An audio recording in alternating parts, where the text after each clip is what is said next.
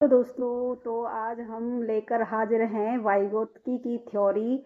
हाँ, तो आज हम वाइगोत्स्की की थ्योरी पढ़ने वाले हैं, जो कि है सामाजिक सांस्कृतिक विकास का सिद्धांत। ठीक है, चलिए आज हम इसके बारे में थोड़ा सा जान लेते हैं। इसमें मोस्ट इम्पोर्टेंट चीज़ें क्या होती हैं। सबसे पहले आता है ZPD। ठीक है, जो सीखने वाले और सिखाने वाले के बीच का गैप होता है उसको कहते हैं ZPD। जैसे 130 प्लस तक पहुंचने के, 100 से 130 प्लस का जो बीच का गैप होता है उस गैप को कहते हैं ZPD। ठीक है, जो किसी मोर नॉलेज, जो अपने से ज़्यादा नॉलेज वाले बंदे के सहायता से हम उसको पार कर सकते हैं। जैसे आप लोग पढ़ते हो, ऑनलाइन क्लास लेते हो, है ना, यूट्यूब से। कुछ आपको आता है, कुछ आपको डाउट्स क्लियर करने होते हैं तो आप यूट्यूब से क्लासेस ले लेते हो। जिस टीचर से आप पढ़ते हो वो आपके लिए मोर नॉलेजेबल अदर टीचर हो, अदर हो गया, यानी जो आपको MKO, मोर नॉलेजेबल अदर। ठीक है, तो ये आपके लिए हो गया। ये जो ZPD का गैप है ये आपको भरने में आपकी मदद करता है, जो आपकी सहायता करता है आपको कुछ सिखाने में, वो होता है मोर नॉलेजेबल अदर, जो व्यक्ति होता है। ठीक है, इसको, इस गैप को कहते हैं ZPD। ठीक है, समझ में आ गया। उसके बाद आता है स्कैफोल्डिंग। स्कैफोल्डिंग को हिंदी में पाड़ भी बोल देते हैं। पाड़ क्या होता है, जैसे हम छोटा सा एक बच्चा होता है, वो चलना सीखता है।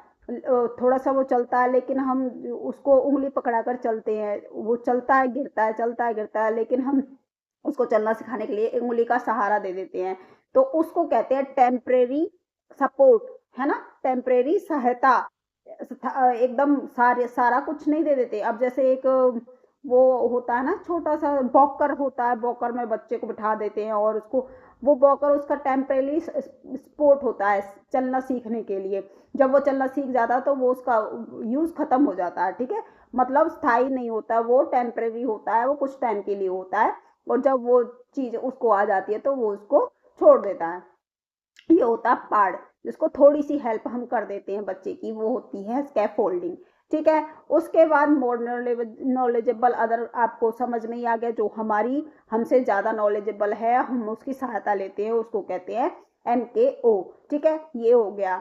और एक होता है प्राइवेट स्पीच। बच्चा, प्राइवेट स्पीच क्या होता है, बच्चा स्वयं से ही बातें करता है। जैसे कहते हैं ना, एक होती है इनर स्पीच। इनर स्पीच होती है जो प्याजे ने दी थी।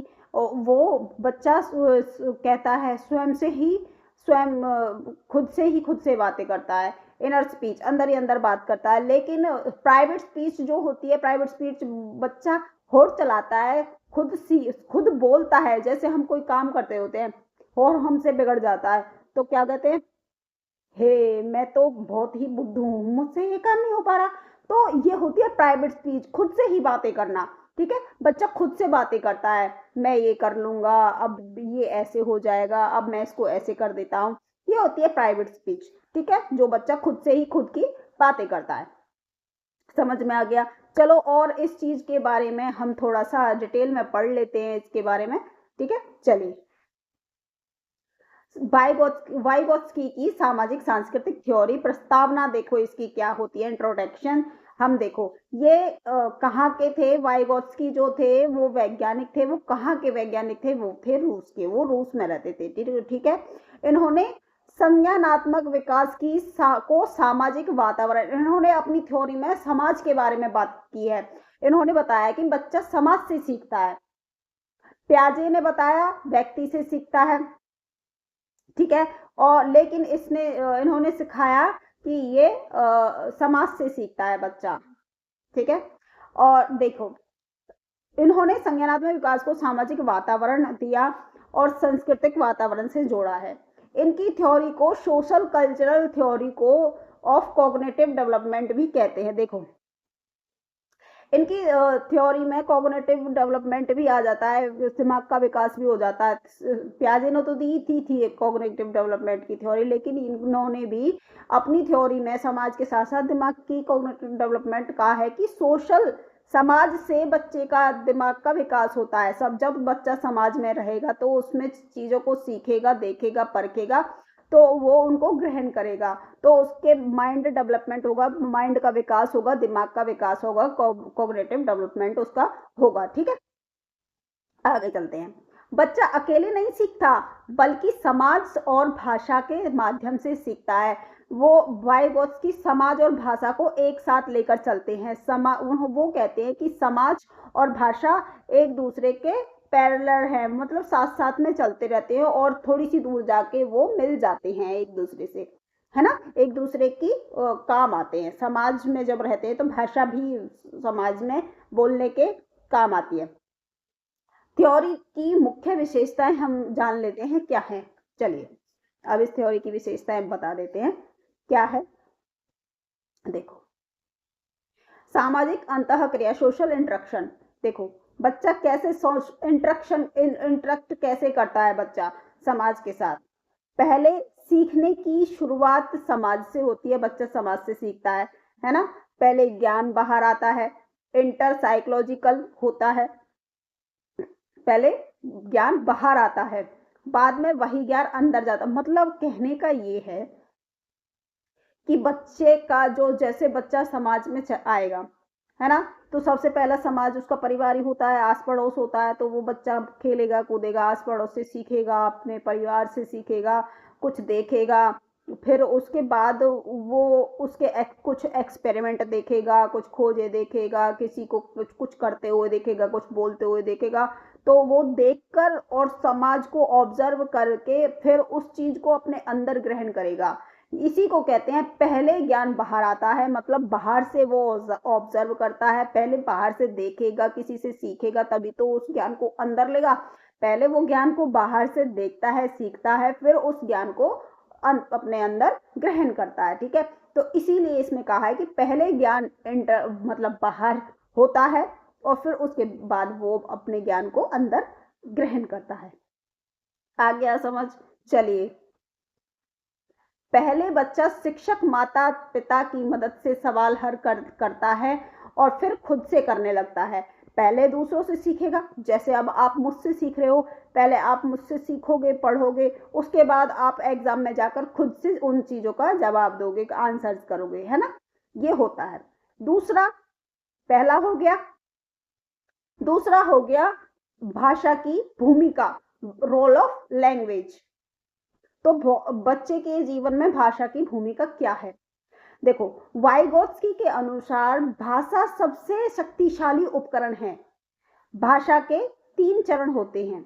कौन से? देखो, सोशल स्पीच, प्राइवेट स्पीच और inner speech. Social speech, private speech, inner speech. देखो, सोशल में वह दूसरों से बात करता है, समाज में रहकर बात करता है, एक दूसरे से बात करता है, जैसे हम एक दूसरे से बात कर रहे हैं, पढ़ रहे हैं, एक दूसरे से सवाल जवाब होते हैं, तो ये हो गई सोशल स्पीच। ठीक है, उसके बाद आती है प्राइवेट स्पीच, खुद से ही बोलकर सीखना, मतलब खुद ही अपने आप से बातें करना, अपने काम के बारे में करना कि मैं तो बुद्धू हूं, मैंने से ये काम ऐसे करना था, ऐसे नहीं किया, ऐसे कर दिया, है ना। मतलब खुद से प्राइवेट, मतलब बोलकर, अपने आप से बोलकर बातें करना। और इनर स्पीच होती है मन मन में बात करना, जैसे कि मैंने बताया आपको पहले, थोड़ी देर पहला भी।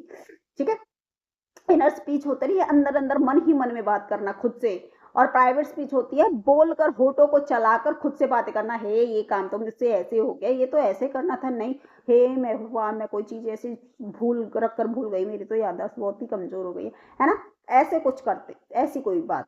ठीक है, चलिए अब आ जाती है प्राइवेट स्पीच में, जो सहायक होती है वो बाधा नहीं होती। जो प्राइवेट स्पीच होती है वो वाइगोत्स्की के अनुसार प्राइवेट स्पीच सहायक होती है, बाधा नहीं होती, सहायक ही होती है। देखो, वो अपना खुद को ऑब्जर्व करता है, अपने आप से खुद की गलतियों को वो निकालता है, खुद से सीखता है, खुद को ही बताता है, खुद को ही वो करता है, गाइड करता है, खुद को स्वयं गाइड करता है। ठीक है, तो देखिए जेडपीडी जो मैंने आपको बताया था, इसका पूरा नाम क्या है? जोन ऑफ प्रॉक्सिमल डेवलपमेंट इसका पूरा नाम है। हिंदी में इसको बोलेंगे निकट विकास का क्षेत्र। क्या बोलेंगे? निकट विकास का क्षेत्र। और पूरा नाम क्या है इसका? Zone of proximal development. इसकी परिभाषा देख लेते हैं, वैसे मैंने आपको बता दिया। जेडपीडी वह अंतर है जो बच्चा खुद कर सकता है और दूसरों और जो वह दूसरों की मदद से कर सकता है के बीच होता है। इसे समझ में नहीं आएगा, जो मैंने आपको समझाया वो उससे समझ में आएगा। जो बच्चा खुद सीखता है और जो दूसरे की मदद, देखो बच्चा खुद से सीखा, उस खुद खुद से सीखता है बच्चा तो उसके 100% मार्क्स आए, मतलब 100 मार्क्स आए। जैसे हमारा 150 का एग्जाम होता है मार्क्स का, तो हमारे 100 मार्क्स आ गए, ठीक है। लेकिन हमें वो 100 मार्क्स कम लगे, तो हमने सोचा कि कम से कम 130 140 तो आने चाहिए। तो हमने सोचा कि हमें किसी की गाइडेंस लेनी चाहिए, किसी की मदद लेनी चाहिए, किसी से सीखना चाहिए। फिर हम सीखकर उसको 130 पर पहुंच जाते हैं, यहां से यहां पहुंच जाते हैं। अब जो ये बीच का गैप हो गया 100 से 130 के बीच का गैप, इसको कहते हैं ZPD। मतलब एकदम से 100 से 130 पर 30 का गैप आ गया। वो पहले जब खुद पढ़ते थे तो ये 100 आते थे हमारे मार्क्स, लेकिन जब हमने किसी से सीखा तो 130 पर यहाँ पे पहुंच गया। तो ये बीच का जो ये गैप है, ये जो गैप है, ये हो गया ZPD। ठीक है, समझ में आ गया? आगे समझ में आ गया होगा, अब तो आपको बिल्कुल ही समझ आ गया होगा। ठीक है, तो चलिए, ये होता है हमारा जेड और प्रॉक्सिमल समीपस्थ विकास का सिद्धांत ZPD। ये होता है ZPD का अंतर, इसको इस अंतर को ZPD बोलते हैं। ठीक है, समझ में आ गया ना? तो इसको ZPD बोलते हैं ना, इसको ZPD बोलते हैं। इस इन दोनों की सिखाई सीखी हुई चीज के बीच जो अंतर है, जो गैप है, उसको बोलते हैं ZPD। ठीक है, समझ आ गया? चलिए, अब आ जाते हैं इसके कितने स्तर होते हैं। इसके होते हैं 3 स्तर। सबसे पहले, बच्चा जो अकेले कर सकता है वो एक्चुअल डेवलपमेंट लेवल। ठीक है, जो खुद से करता है उस वो होता है एक्चुअल डेवलपमेंट, उसका खुद का डेवलपमेंट कितना हुआ। ठीक है, पोटेंशियल डेवलपमेंट लेवल मदद से कर सकता है, जो किसी की मदद से कर सकता है वो चीज। ठीक है, और तीसरा होता है ZPD, दोनों के बीच का क्षेत्र। यानी इसके और इसके बीच में जो ये गैप है, इसके और इसके बीच में जो ये गैप है, ये है ZPD। इनके दोनों के बीच का गैप क्या है? ZPD। तो शिक्षण ZPD के भीतर होना चाहिए। किसके भीतर होना चाहिए? ZPD के भीतर होना चाहिए। हमें तो आता ही आता है कुछ, लेकिन कुछ और हम बेहतर करें उसके लिए हमें किसी से सीखना जरूरी है। तो ये गैप हमें भर जाएगा, ये गैप हमें ZPD का ये गैप हमें भर देना है। ठीक है, इसका हमें यूज करना ही करना होता है। चलिए, स्कैफोल्डिंग जो अस्थिर जो होता है, स्थिर नहीं होता, कुछ समय के लिए आता है और फिर चला जाता है। ठीक है, अर्थ सीखते समय अस्थाई सहायता देना। जैसे मैंने आपको बताया, बच्चा चलना सीखता है, उसको वो वॉकर दे दिया। जब तक वो चलना सीखता है वॉकर से, तब तक वॉकर से चलाते हैं उसको, और फिर जब वो चलना सीख लेता है तो वो वॉकर को हटा देता है। तो वो हो गया अस्थाई सहायता उसकी। या फिर जब बच्चा साइकिल चलाता है और जब वो चलाना सीखता है तो हम उसको थोड़ा सा सहायता दे देते हैं, वो पीछे से एरियल पकड़ के चलवाते हैं उसको। जब वो बच्चा खुद से चलाने लगता है तो हम हाथ छोड़ लेते हैं और बच्चा अपने आप साइकिल चलाने लगता है। वो होता है स्कैफोल्डिंग, थोड़ा सा हेल्प करना किसी की, है ना? ये है स्कैफोल्डिंग। देखिए, सीखते समय अस्थाई सहायता देना, जैसे जैसे बच्चा सीखता है सहायता धीरे धीरे हटा ली जाती है। ठीक है, साइकिल चलाना सिखाते समय पहले पकड़ना फिर छोड़ देना, इसको याद करने का। स्कैफोल्डिंग क्या है? टेम्परेरी सपोर्ट है ना? अस्थाई सहायता है, टेम्परेरी सपोर्ट है, इसको याद करने की ये ट्रिक है, temporary support. More knowledgeable other, MKO, ये क्या होता है? ये होता है जो हमसे ज्यादा नॉलेज वाला व्यक्ति होता है, जिसकी सहायता हम लेते हैं पढ़ने में, और जो जिससे हम ZPD के गैप को भरते हैं, जो जिसके इसके बीच और हमारे बीच जो ZPD का गैप आ जाता है, ये वही इंसान होता है जिससे हम सीखते हैं। MKO, more knowledgeable other. ठीक है, चलिए,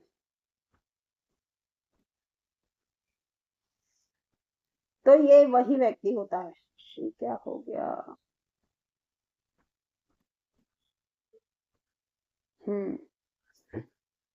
देखो उनमें क्या कौन कौन हो सकते हैं, उसमें शिक्षक हो सकता है ना। कौन कौन आते हैं जो हमसे ज्यादा नॉलेजेबल होते हैं, शिक्षक हो गया, माता पिता हो गए, बड़ा भाई या बड़ी बहन हो गया, दोस्त हो गया, यहाँ तक कि किताब और कंप्यूटर भी हमसे ज्यादा, जिस चीज से हम सीखते हैं, जिस चीज को हम, जिससे हमें सीखने को मिलता है, वो हमसे ज्यादा नॉलेजेबल है, वो हमारा MKO हो सकता है। ठीक है। अब आ जाते हैं सांस्कृतिक उपकरण, जैसे कल्चरल टूल्स। देखो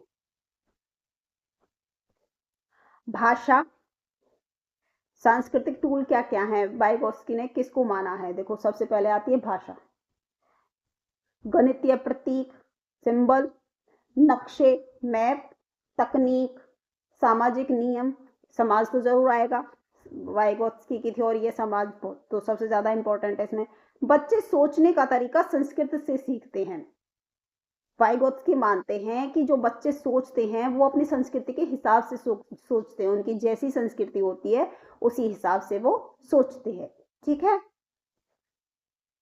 अब देखिए वाइगोत्स्की और पियाजे के बीच में अंतर, उन्होंने इन दोनों के बीच में क्या अंतर था। देखो ये थोड़ा सा मिसप्रिंट हो गया, ये बिंदु दिए गए हैं वाइगोत्स्की और पियाजे के। देखो सीखने का जो आधार है वाइगोत्स्की के अनुसार वो क्या है, समाज है, और उसके पियाजे के अनुसार व्यक्ति से सीखता है बच्चा, और वाइगोत्स्की के अनुसार बच्चा किससे सीखता है, समाज से सीखता है। ठीक है। भाषा क्या है, वाइगोत्स्की के अनुसार तो सीखने का साधन है भाषा, भाषा से सीखता है बच्चा, और पियाजे के अनुसार विकास का माध्यम है। भाषा किसका माध्यम है, विकास का, बच्चे के विकास का माध्यम है, भाषा से बच्चे का विकास होता है, और वाइगोत्स्की के अनुसार बच्चा भाषा से सीखता है। ठीक है। शिक्षक की भूमिका क्या होती है, वाइगोत्स्की के अनुसार शिक्षक सक्रिय होता है, और पियाजे के अनुसार शिक्षक सीमित होता है, यानी कुछ टाइम बाद वो सीमित हो जाती है, उसका जो भी है, मतलब उसके जो स्टेजेस है उस तक सीमित होता है।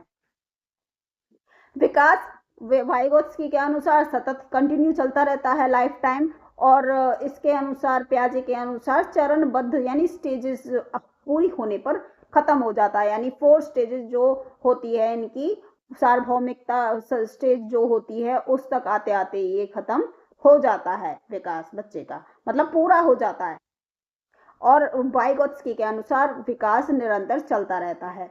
ठीक है। चलिए शैक्षिक महत्व क्या है इस थ्योरी के, देखो इसमें क्या किस हिसाब से कर सकते हैं हम इसमें समूह में पढ़ाना। देखो वाइगोत्स्की की थ्योरी में वाइगोत्स्की क्या समझते हैं, बच्चा कैसे पढ़ सकता है, समूह में पढ़ता है, ग्रुप वर्क करता है ना, पीयर लर्निंग करता है, बच्चा सहपाठी के साथ सीखता है, पीयर लर्निंग करता है, सहपाठी के साथ सीखता है, शिक्षक का मार्गदर्शक रोल होता है, यानी फैसिलिटेटर होता है, बच्चे की ZPD की पहचान करना होता है, सहयोगात्मक शिक्षा कोलैबोरेशन, ठीक है, लर्निंग होती है, कोलैबोरेशन लर्निंग होती है, ये सारी चीजें महत्वपूर्ण है वाइगोत्स्की के थ्योरी में। ठीक है। अच्छा इसकी लिमिटेशन, सीमाएं क्या है, देखो जैविक परिपक्वता को कम महत्व दिया है इसने, जबकि वाइगोत्स्की ने उसने जीन पियाजे ने जैविक परिपक्वता मीमांसा को पूरा महत्व दिया है। चरणों की स्पष्टता नहीं है, इसमें चरण नहीं दिए हैं इन्होंने, स्टेजेस नहीं दी, जबकि जीन पियाजे ने स्टेजेस के थ्रू अपनी थ्योरी को व्यक्त किया है। हर जगह लागू करना कठिन है, इस थ्योरी को हर जगह फिट बैठाना आसान नहीं है, कठिन है। ठीक है, ये इसकी सीमाएं हैं। परीक्षा में बार बार पूछे जाने प्रश्न ये हैं जो मैं अभी करवाने जा रही हूँ आप लोगों को, थोड़ी सी हिंट दी है मैंने, 1-2 क्वेश्चन डाल दिए हैं इसमें 1 लाइनर की। देखो ZPD किससे संबंधित है, सीखने की क्षमता से संबंधित है। ठीक है, किससे संबंधित है, सीखने की क्षमता से संबंधित है। स्कैफोल्डिंग क्या है, अस्थाई सहायता है, क्या है, अस्थाई सहायता है। देखिए भाषा का महत्व किसने बताया, वाइगोत्स्की ने बताया, किसने बताया, वाइगोत्स्की ने बताया। ठीक है, सामाजिक अंतःक्रिया पर जोर किसका है, वाइगोत्स्की का है। याद रखने की टिक, इसको मैं देखो ऐसे याद करना, इसको वाइगोत्स्की की क्या है, समाज प्लस भाषा plus ZPD plus scaffolding plus peer group plus सहयोगात्मक शिक्षण plus plus plus private speech, inner speech, ठीक है, सारी चीजें इसमें ही वाइगोत्स्की की सारी थ्योरी खत्म है। ZPD, MKO और स्कैफोल्डिंग, भाषा, समाज, पीयर ग्रुप, सहयोगात्मक शिक्षण, शिक्षक, फैसिलेटर शिक्षक, ठीक है। आई होप आप लोगों को ये समझ में आ गई होगी।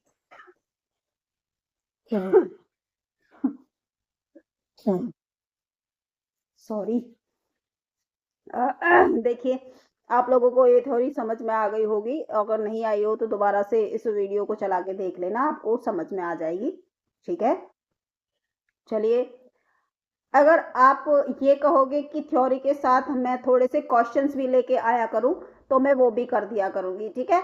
मैंने क्वेश्चंस वैसे तैयार कर लिए थे इसको, लेकिन मैंने सोचा कि क्लास लंबी ना हो जाए, इस वजह से मैंने वो डाले नहीं इसमें।